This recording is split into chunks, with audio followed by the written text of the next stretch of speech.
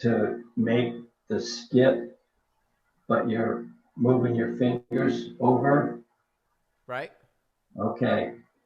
At that point, I had to move all of my fingers Yeah. and keep the same pattern that I had. So it's not the, does that make sense what I'm Right. saying? Right. When you Okay. move your hand, then you have to move to a new 5 finger pattern. You're right.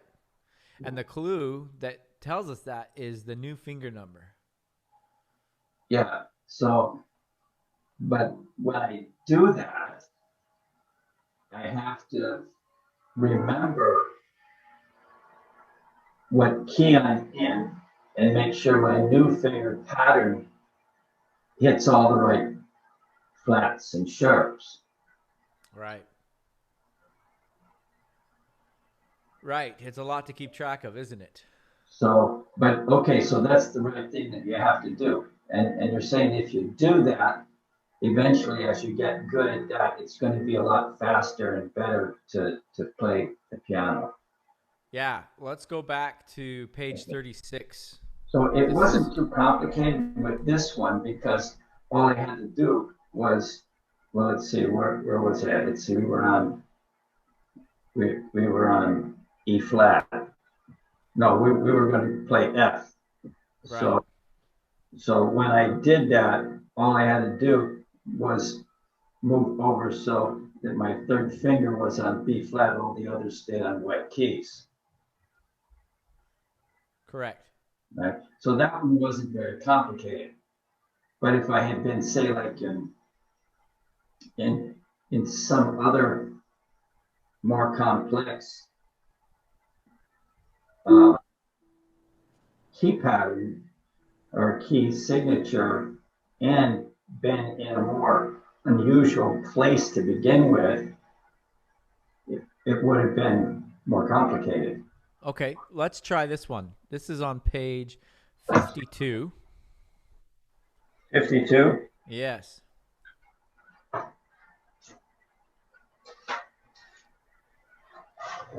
Okay. 2-22. What can you tell me about it?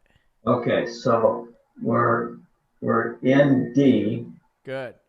okay, and it wants to transpose to E. Good. Okay, so and I'm starting with, see, that was another thing that I noticed that in the other one, that for He's a Jolly Good Fellow, we Yeah. weren't actually in the normal E five finger pattern. I mean, if I played when we played the scales, Uh-huh. you know, fingers in different position. You shouldn't have been. You should have been in an E flat major 5 finger pattern to start. Well, I thought E flat started started with the third finger on E flat. No, the E flat 5 finger pattern starts with the thumb on E flat in the right hand. Oh, really? See, Yeah. I played that like I played. What was I trying to do? I played that like I was playing F. Hmm. Only I added the flats. All right, so let's look at this one. We are in Once I D did that, major. I have to go back and look at that pattern. I actually did that pattern wrong. Yeah, it sounds like it. Oh boy. So D major 5 finger pattern. What's my color configuration? Okay, D major. Where am I at? D, D.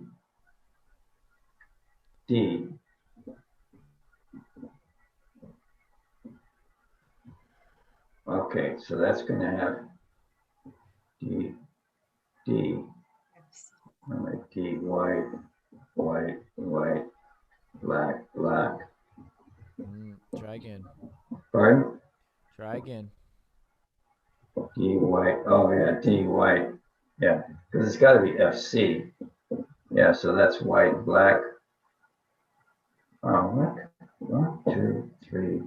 4, 5. Oh, okay. So it's just one black key. What is the color? White, white, black, white, white. There you go.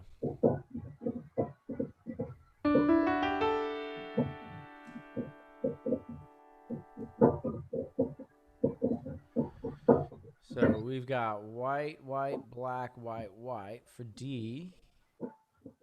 And what are we going to in E? What is it? What's our new one going to be? We're going to go to E. Yeah.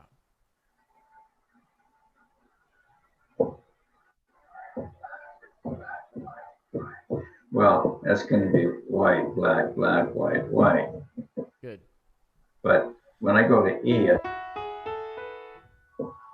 okay, white, black, white.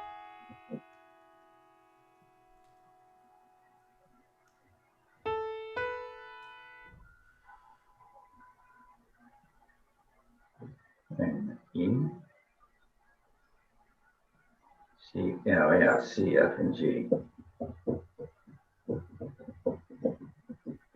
Good. So this is our D major. This is our E major. So let's go ahead and play this as it's written in D major.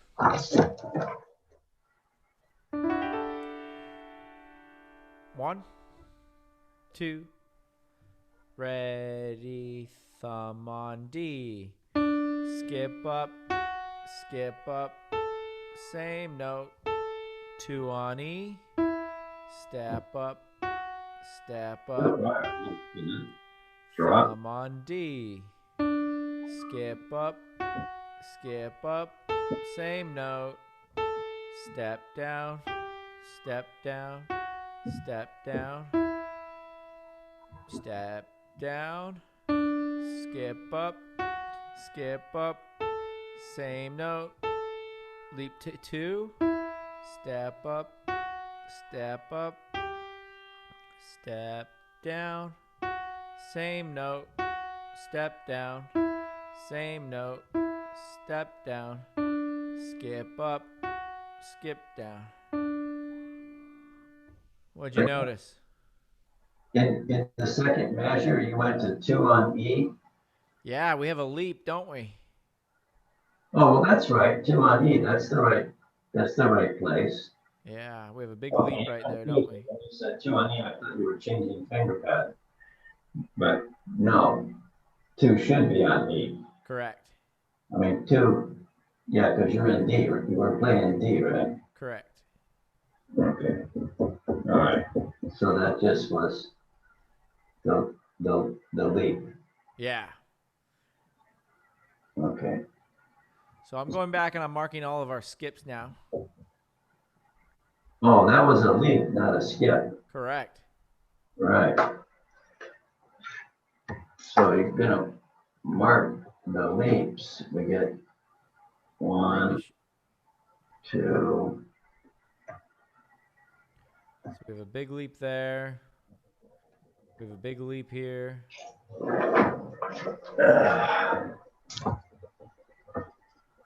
Oh wait, you're marking leaps. We have a big leap here. So I marked my skips with X's and I marked my leaps with a V. Oh, with a V instead of an L. Yeah. Okay.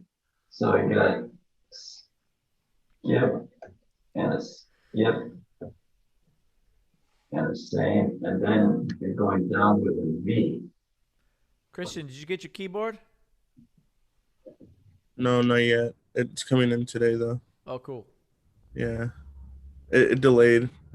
Yeah. Bummer. Hey, Jesus, how are you?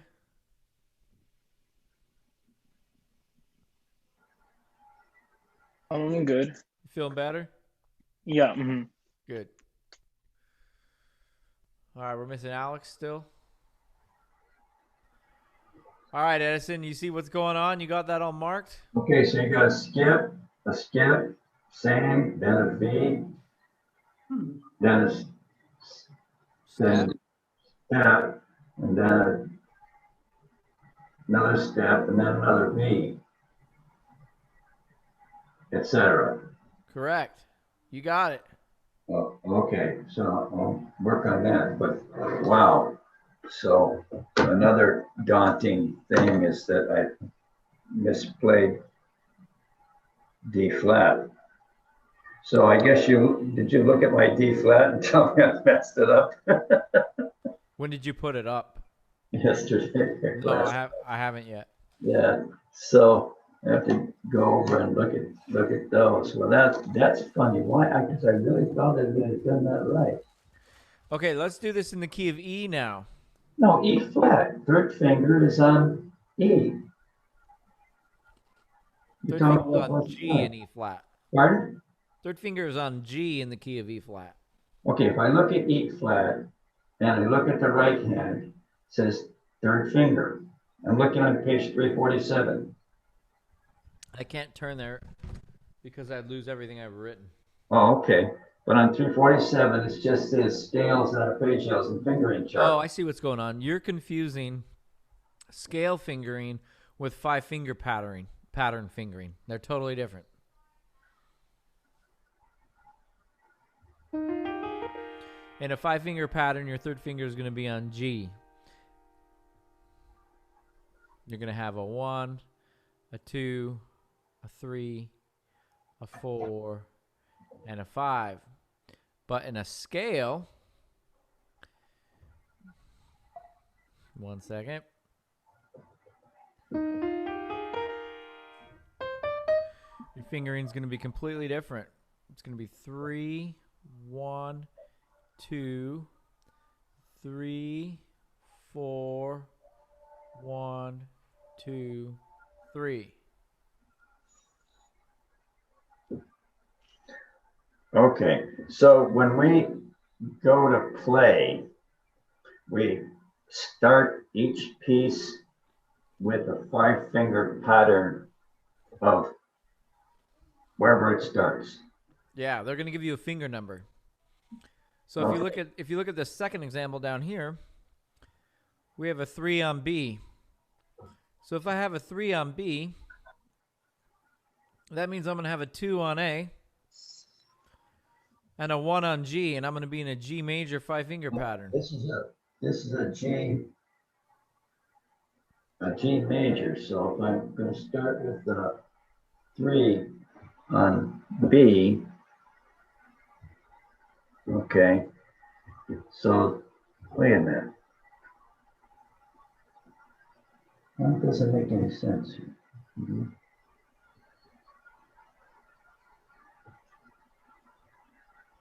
B, C.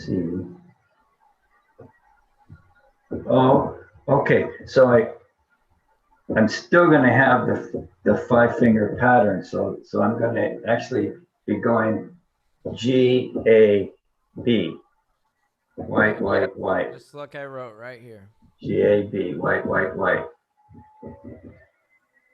And then I'll go C and D. Okay, well, of course, it's a G pad. So for this particular hand pattern of G, it's all white. Correct. Okay, and I just keep that pattern.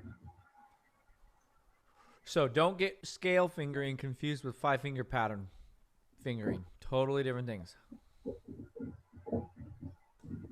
All right. So But you still have to know the next 3 because you're only doing 5 fingers, right? correct. So you have to know the next 3 fingers That is true. when you're going over. So if you change either direction, front or back, you have to be aware of the key signature to identify This the is right true. placement. This is true. But if you look at this example, we don't get another finger number anywhere in the piece. So in this piece, we don't change our 5-finger pattern. So it doesn't matter. Doesn't matter. Everything's going to be G, A, B, C, D. You basically look at the piece and you see where the finger patterns are changing, and then you kind of plan ahead and identify that and see what your new finger pattern might be so that when you get there, you can do it. Yeah. But here's a curveball. Sometimes they give you a finger number and they don't need to give you a finger number. They don't mean to. Yeah, so if you look at this finger number 1 right here, it's the same one we started on. They didn't need to give it to us. That's confusing. It makes us think we're changing hand position, and we never do. Well, okay, I can deal with that. Okay. Yeah. So here we are. We did it in D. Now we're going to do it in E.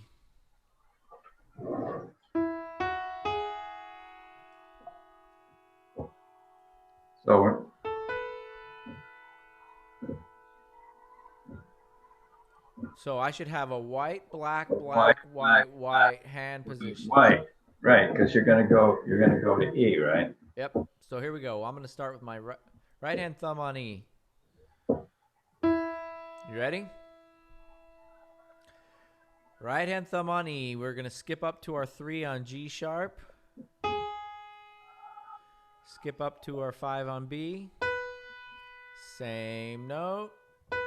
Leap down to our 2. Step up. Step up. Back to thumb on E. Skip up. Skip up. Same note. Step down. Step down. Step down. Step down. Skip up. Skip up. Same note. Leap down to 2. Step up. Step up. Step down. Same note. Step down. Same note. Step down. Skip up. Skip down. How'd you do? Well, I wasn't actually looking at it, but I was just moving my fingers when you said skip and step and stuff. And it worked. And yeah, it works really nice. It's a totally different concept than I had thought that I learned. Yeah. So I think it will improve my playing significantly once I get the hang of it. Yeah, good. Yeah. I'm going to clear my screen. Is that all right? Thank you. So if you look at this next one, if we were to prep this one as if we were going to do it, how would you prep it?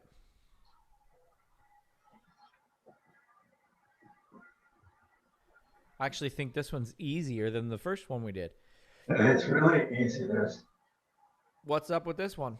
I'm looking for some skips. This is in G. Okay, we're in G major. Good. So what does that tell us? Well, we actually didn't start on G. We don't start on G. We start with 3 on B. We do start on G because the 3, so it looks like you start on G because the 3 is on B, right? Yes, we start in a G major 5-finger pattern, but our first note is a B. Right, but it's still the same pattern as a G pattern. Right, so it's going to be white, white, white, white, white. Right. What's the next step of things we got to look for? If you have any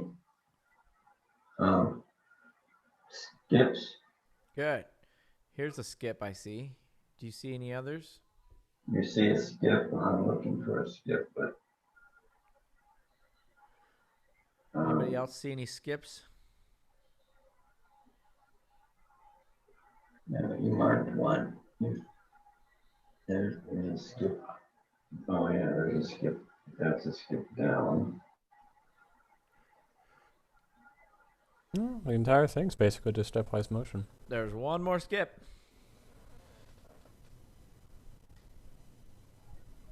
Oh, measure 4 to 5. Good, Ben. Measure 4. The end of measure 4 to measure to the beginning. Oh yeah, okay, that's hard to see, right? Yeah, it's a tricky one. But actually, that's helpful because if you spot that, if you mark the skip there, then you know you're going to be changing when you get to the next one. Yep. 5 to 5. In fact, it might be smart if you make any changes at the end of the picture like that, is to mark those changes. Yeah, definitely Like, helps. instead of a skip, you could mark a step. If it was a step or something. So we are in.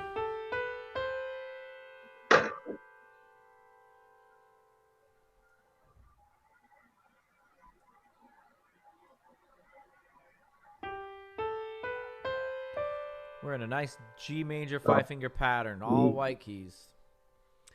And our G. first note is a 3 on B.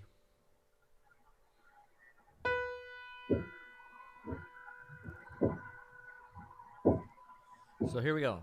3 on B. Step up, same note, step down, step down, step down, same note, step up, skip down, step up, same note, step down, step up, same note, step up, skip down, step up, same note, step down, same note, step up, same note, step down, step down. Yeah? Okay, so the only problem with that is if you didn't do your movements correctly, it would be difficult to know that you're in the wrong place. Well, hopefully you'd hear it. Oh, you have to hear it. I thought that. Okay, so you're gonna teach us that next year when we do air training. Yeah. Well, let's try it. I'm gonna be in the wrong spot and tell me if you hear a difference. That doesn't sound very good.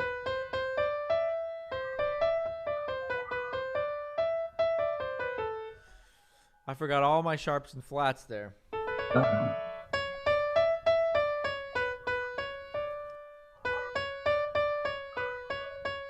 It's totally different, isn't it?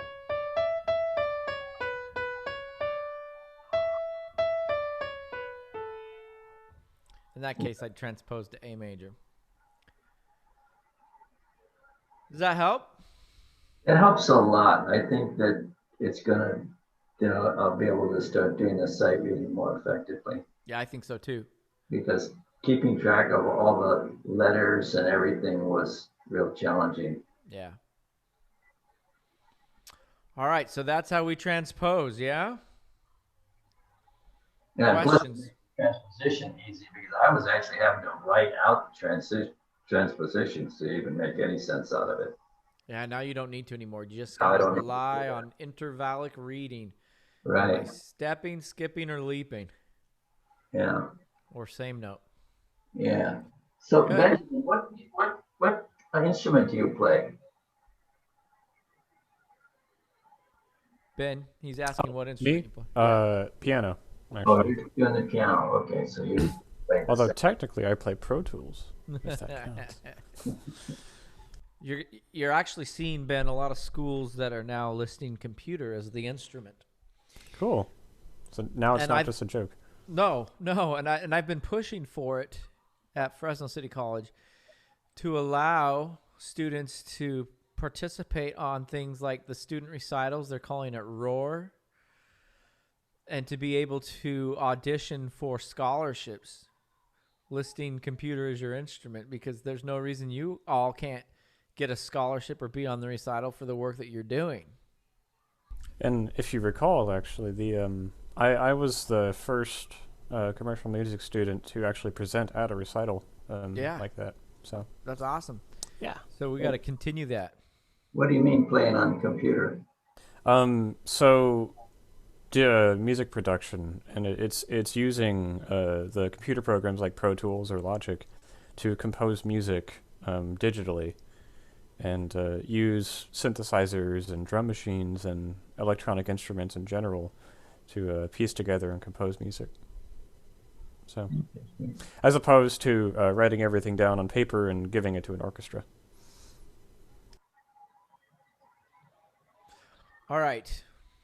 I believe that we talked about the 2 chord somewhere along the way, did we not? Yeah, it was mentioned. Using it to substitute for a 5 and Right. stuff like that. Did we go over chord progression 242? This looks new to me. All right, let's go over chord progression 242. This is example 10-1. I want to be clear on that because it's different down here than it is up here. But what we're going to be doing for the test is example 10-1. So you're saying it's actually 10-2? No, 10-1. No, it is 10-1. Oh. So 10-1 is kind of in an open choral style versus a closed, everything's the same style.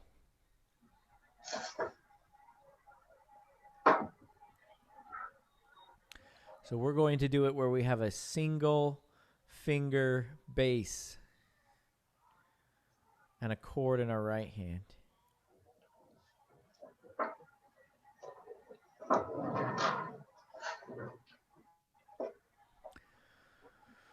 All right.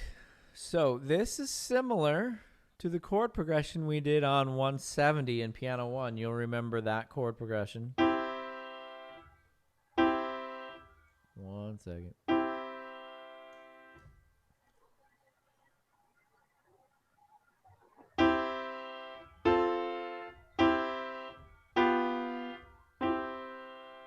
We did the 1-4-1-5-1 chord progression. This is similar in the fact that we are going to have still the 1 chord and the 1 chord and the 5-7 chord and the 1 chord. It's different in that we are substituting a 2 chord for that 4 chord, and we're in different inversions. What's an inversion?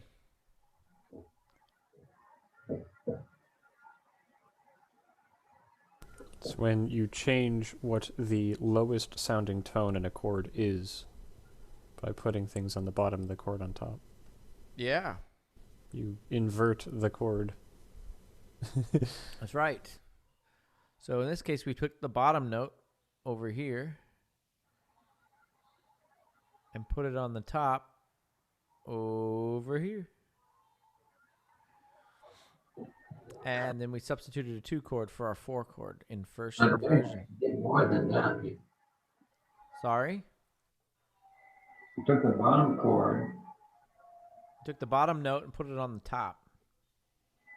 and put it at the top. But then Yeah. you took the top note and put it at the bottom. Oh, no, you didn't. Top note.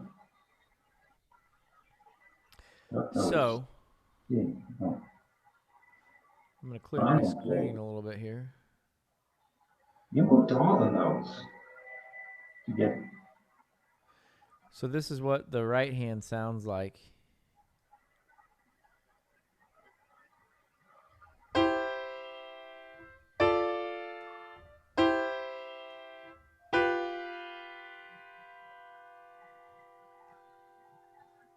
Whoa.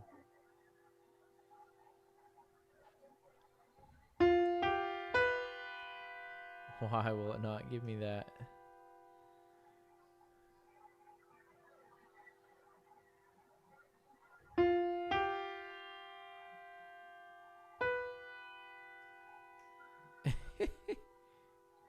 Okay. So, Wow, it won't put it on the right way for me. It really doesn't like that sus2.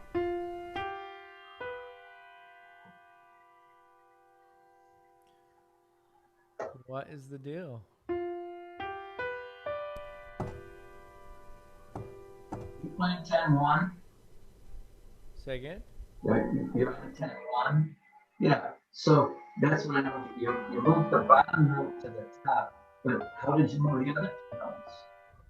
You just dropped them both down it? I can't hear you so well. What did you say? Okay, you moved the bottom note to the top. Yeah. It looks like you moved the other two notes down one.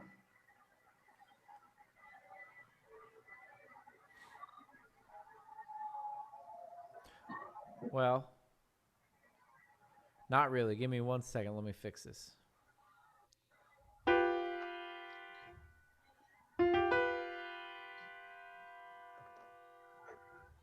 Why does it not like that?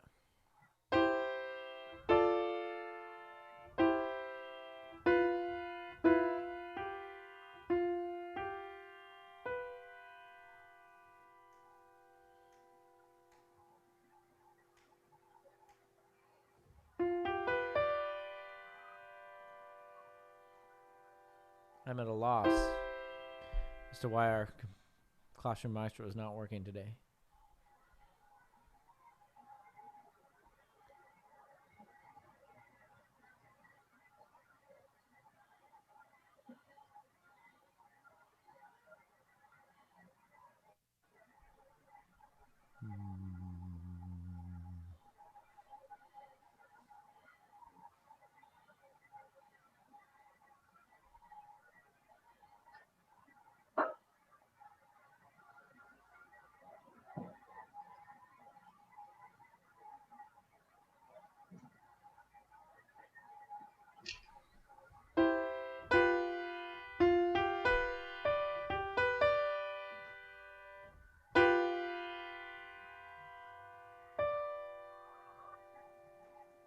It does not like that. Well, maybe I'll do it a different way. I'll just do both hands. And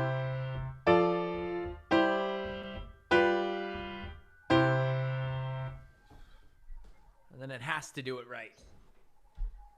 I'll trick it. Okay, sorry, Edison, you were saying. Well, why is it called a tonic? Why is it called the tonic? Well, the I, it says I, right? I, and it shows E, G, C. Yes. Okay. Roman numeral analysis is strictly based off of the lowest note. So it's based off of what is in the bass. And that determines whether it's a 1. If I play one more chord and I don't play my bass note, it wants to call it a 1-6 because my E is on the bottom, not my C. So it's all determined on what the lowest pitch is. So the bass is in C Yes. because it's on C. Yes. But together they spell a tonic triad, which is C-E-G. But that's C-E-G without the top C. Yes, I've doubled my root, haven't I? When Yeah. we have a triad, we only have 3 notes. And typically in choral music, you have a soprano, an alto, a tenor, and a bass. And so we have 4 voice parts. And so because we only have 3 notes, one of those notes is going to be doubled. And in this case, it is the C that is doubled. And we have a C on the bottom, and we have a C on the top. And we have our E and G in the middle.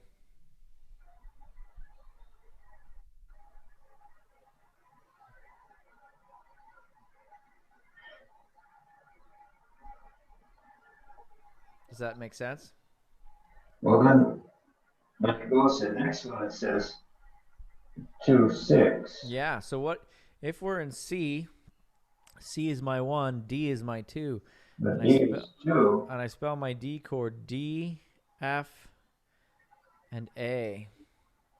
Right. And remember, if there is no symbol, we are in root position. If there's a 6, we are in first inversion.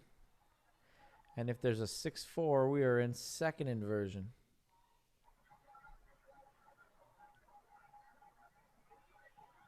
Okay, so 6 is first inversion, so that's going to be F-A-D.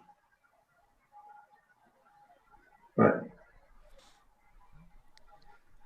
So if we are in first inversion, that means, looking here at my board, that the F is on the bottom. But Do you see that on my board? Well, I can see in. If we are in first inversion, we have a 6. And if we're in first inversion, here's my notes, DFA. If we're in Right. first inversion, the F is going to be on the bottom. Right. If we have a 6-4, we're going to be in second inversion. This is C, E, G. And if we're in second inversion, that means my G is going to be on the bottom.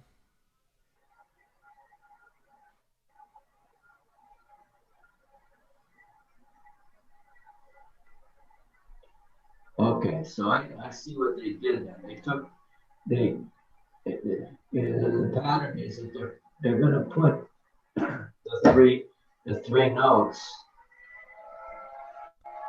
And we have to double one, and in this case, we double the fifth of the chord. G, we have a G there. Start with the F on the bottom. And we have a G there. C, G. Here we doubled the F. We have an F here. And we have an F here.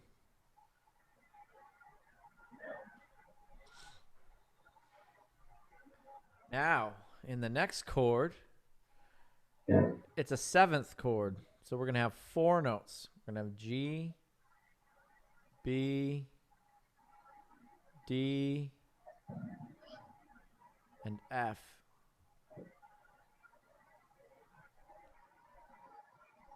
However, oftentimes we kick out the 5th, which we did here. We kicked out the 5th, and we doubled our G's.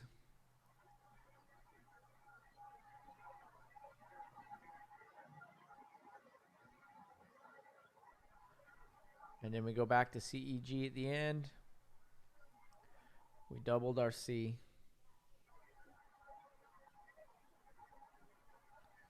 C on the top, C on the bottom, just like our first chord.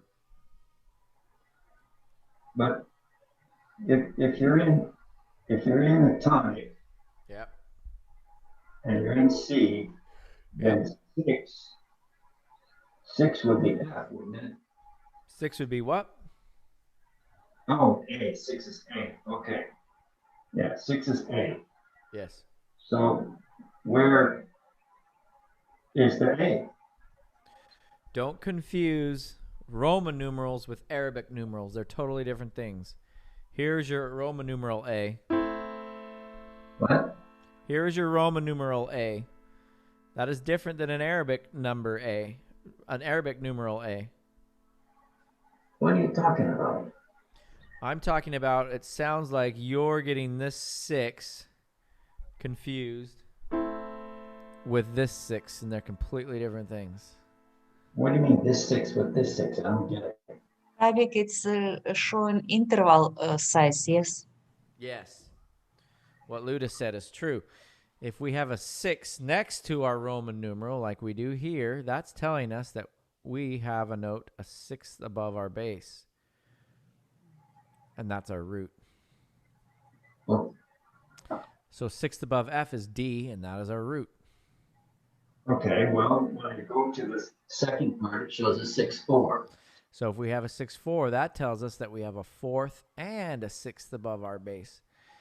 So a 4th above our bass is our root, which is C. And our 6th above our bass is an E, What do you mean our bass? our bass note. Where do you get the bass note from? It was given to us right there. So in bass clef, it's our bass note. Yeah. But why did they put that in there? Oh, because it's grand. So in grand clef, we look at from bass clef to. Okay. This is a really, really old shortcut, Edison. In the first example, it has an I. Yes, it does. Okay. And so the I represents C, which C is the key signature. Sure. Okay. What it really represents is it represents a tonic triad, which is C, E, G. Right.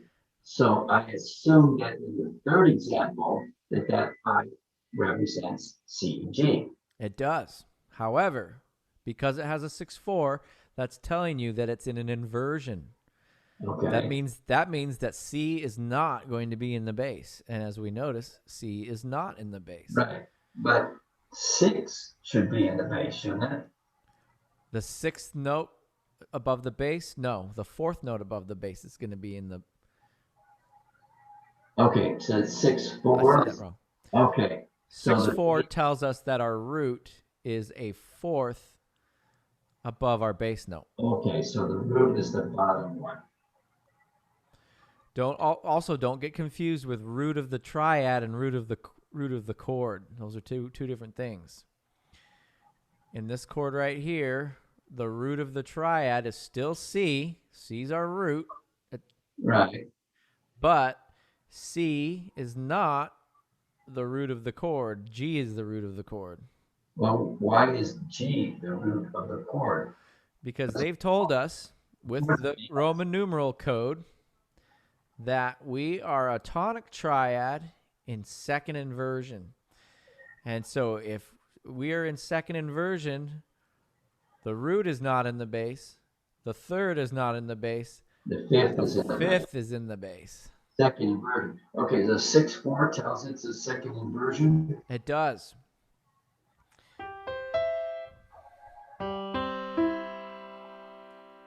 Six four tells us that we need a note a fourth above the bass. 6/5 sounds to me like it would be second inversion. Nope, a 6/5 is first inversion of a 7th chord. And the 6 tells us we need a 6th above the bass. See, back in the day, Edison, this is all they gave you. They gave you the bass note, and they gave you this code.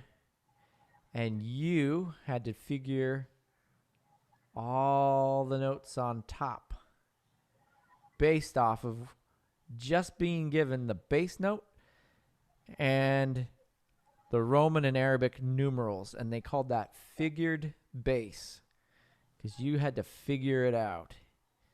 But, okay, why does 6/4 mean second inversion? Because above the G, we're going to place the note that's a fourth above a G. And a fourth above a G is a C. And a 6th above the G, we're also going to play. And a 6th above the G is an E. So if we have G, C, and E, those are the notes of our tonic triad. So it's a tonic triad, but we have a note a fourth above the bass, and we have a note a 6th above the bass, giving us those one tonic triad notes. Okay. Something just for giggles, I guess, is try writing out the 5/3 to represent root. Okay. Ben brings up a good point, Edison. Over here, we have a tonic triad. And technically what this tonic triad is, Edison, is it's a 5/3. Over here, where are you pointing at over here? Oh, that's over on this chart that you're showing. But nobody puts the 5 and the 3 because everybody knows if you just see a plain tonic triad, it's implied that you mean 3 and 5, 5 and 3. So above our bass note, which is a C, we're going to play a note that's a third above, which would be an E. 5 and 3. And a G above, which is a fifth above. 6 and 4. Okay, so this is going to be C, E, G. So if I did this literally how it goes, this is how it goes. We have a root, which is a 3 and a 5. We have a first inversion, which is a what? A 6 and 3. A 6 and a 3. But we only really write it as 6. Yep. And we have a second inversion, which is a 6 and a 4.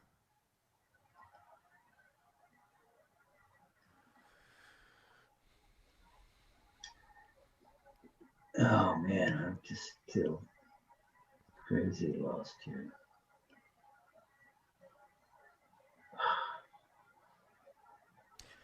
a lot of this isn't super important for you until you get to theory class, and we go over it in theory class a ton.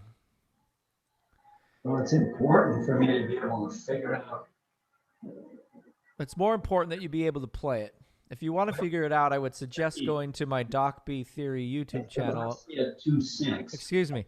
If it's important for you to figure out, I suggest that you go to my Doc B Theory channel and watch my videos from Theory 1 when I explain this. But as far as piano goes, we really only need to be able to play it. What name of the channel? Doc B Theory. Doc B Theory. Yeah. I've filmed all of my classes from last semester for Theory 1, and I'm filming all my classes for Theory 2. Okay. I've also filmed all my classes for Ear Training 1, and I'm currently filming all my classes for Ear Training 2. So there's a video on there, and you can delve right into all of this stuff and watch it over and over and over. Mm-hmm. But as far as this class goes, we're really just playing them. Ideally, you would have taken Piano 1 and Theory 1 and Ear Training 1 all at the same time, but I know that didn't happen, and I know that doesn't work for everyone's schedules. But it kind of all goes together. Okay, so basically what I have to do is I have to look at that 2-6 and I have to write it down somewhere, what those notes are. And every time. You could do it that way, but I don't suggest that. I suggest you do it like this. And I have a video on our Canvas page that does this, so you can already go and watch that video page. But this is how I would suggest doing it, just like I suggested when we did transposition, that you do it intervallically. So if we look at this chord, our bottom note is going to go up a half step, and our middle note is going to go up a whole step, and our top note is going to go up a whole step. And this will work, Edison, for any key that we're in. Okay. It's like you're going from 1 to 2-6. Right. And our bottom note is going to go up a perfect fourth. Okay. And then we go immediately back the same distances. Except for in the bass, we go up a major second.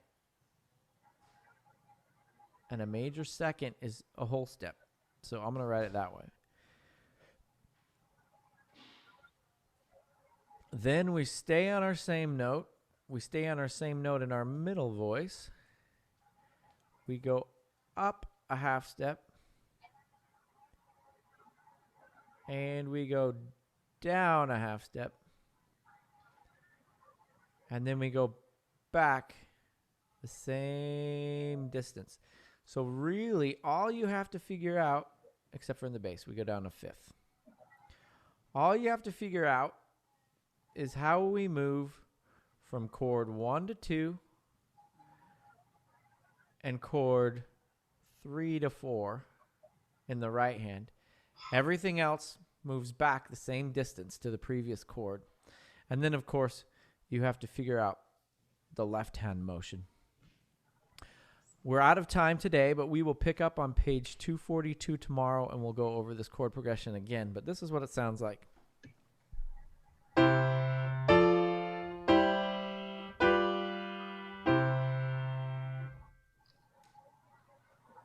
Okay, that's called the 2-chord progression. The 242 chord progression. Two-chord progression. I just refer to the page number that it's on, but really what it's called is the 1, 2, 6, 1, 6, 4, 5, 7, 1 chord progression. But that's a mouthful. Oh, okay. So I just call it page 242 chord progression. Okay.